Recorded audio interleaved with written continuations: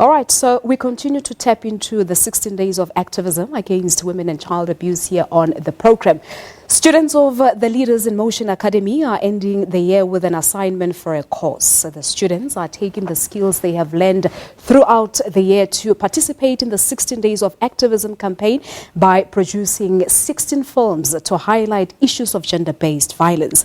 Now, the campaign is the brainchild of LiMA's co-founder and CEO, Thato Molamu, who joins us now in studio, and she's accompanied by Relebohile Maifadi. Good afternoon to you. Thank you so much for coming through. Thank you very much for having me. I suppose many people have been asking themselves, where is Thato? What happened to Thato? So here is Thato. He's the co-founder of LiMA. How have things been at LiMA? No, things have been great with LiMA. I think, looking at where we started as a proof of concept last year, July, we started operating in October 2018, operated until July. And then we're quite fortunate because we're doing digital content because now, in the digital era, with access to now digital channels. The fourth industrial revolution. Yeah. So the Department of Telecoms and MICT said, okay, maybe we could then collaborate with you in the 4IR training for digital content. So that's how then LiMA then came about.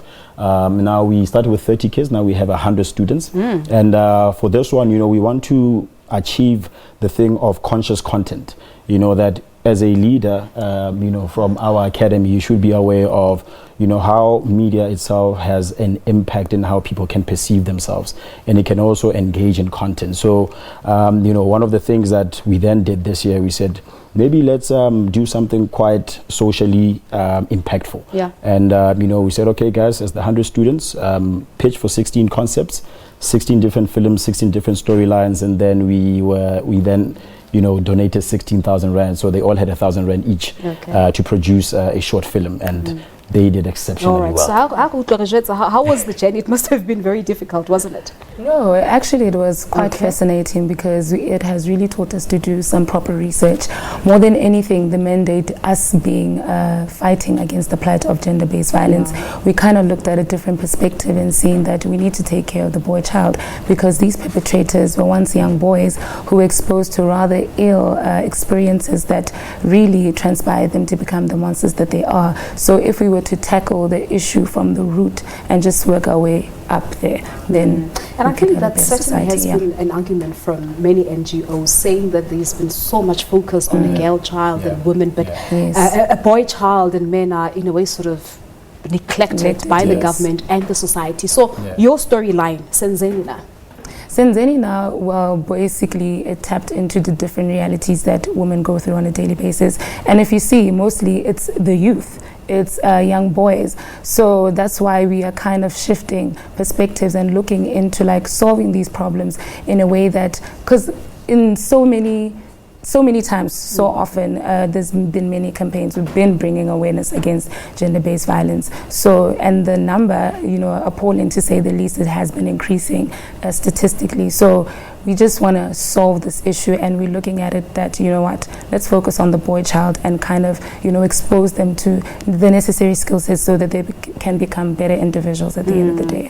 So I'd say that there was so much talent in all of this, because you're looking at 100 students who had to pitch their ideas. Talk to us about the story ideas that came through and the process of having to cut down to 16. This process was handled by Mr. Thabo Mphelo, who's, our business developer at the academy and one of our facilitators, Vuyani Bila. And I think for them it was a tough process, because, it's always, you've got all these great ideas and you got to just like chip it down. But I guess one of the things that we want to teach our students is, one, to be able to pitch, one, to be able to narrate their stories quite well. So that when they get also into the world and when they start thinking of how to narrate stories, they can do it much better so that they can become also globally competitive. But the process itself, I guess it's always fun. The students themselves enjoyed it because you got to see some joy, in someone saying that at least I've done something that can be seen by the world. And when there's engagements that, are driving a particular narrative that is positive on how we build ourselves as a country, because we need to start the process of healing, because a lot of times, we as Rela was saying, the boy child has really just been put aside. And me having grown up as a young man, not being so close to my father, I know I could have probably landed in different kinds of situations, but I was just quite fortunate. And, you know, because we also run a program called The Boy and Girl Without Identity, you know, so we really are trying to bring back that sense of identity and sense of purpose for our young boys and young girls. Now, really, explain to us what goes beyond making a film, behind the scene. How do you guys go about doing it for us who just get to consume the final product? I mean, we are basically the magic touch.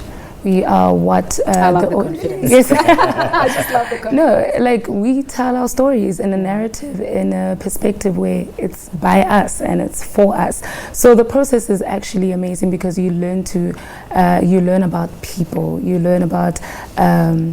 you know, how life is beyond the surface, you know. So we try to tell stories not only to heal, but to inspire people on a daily basis to do, you know, to live life out to the full. So the experience has been quite amazing. Yeah, but are you able to touch on some stories as well, except for Senzenina?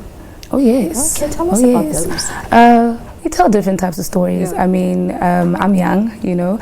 We talk about things that affect us as a youth, you know, how we are subjected, and especially in terms of like Fees 4, you know, that has been a movement, and we've been able to tap into that and go to different varsities with my team and I, and to kind of get, you know, the perspective of the other youth, how they feel about this subject matter. And we've just been able, you know, to tap into a lot of different things. There's so many things because, you know, we go through a lot of things in life. So yeah, we've been able to, you know, create powerful content. Indeed, and in some instances from personal experience. Oh, definitely. Yeah.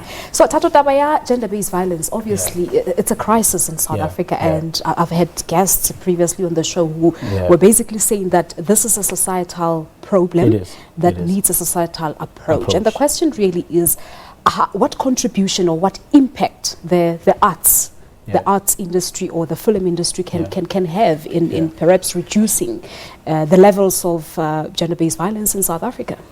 I mean, I think for us, having started this academy in the township, right, was to give township kids a sense of hope. And also one is access to information, you know, access to the right education, showing them that it is possible. Because I think a lot of times, you know, we hear the saying, so and that's because of individuals are sitting at home, right? We're complaining also a lot about unemployment in the country. And we're saying that if you nurture the film industry, you can employ so many people. You know, you sit in a building like the SABC, which by itself employs so many people. You know, you hear stories of it being maybe shutting down or people getting fired. And you then wonder and worry about the skill set. So how many skill sets then do we then need to produce so that we are able to tell the township story? And also remembering that filmmaking is huge. You know, you look at industries like Hollywood where one film can employ 14,000 people. Animation can do 16,000 people.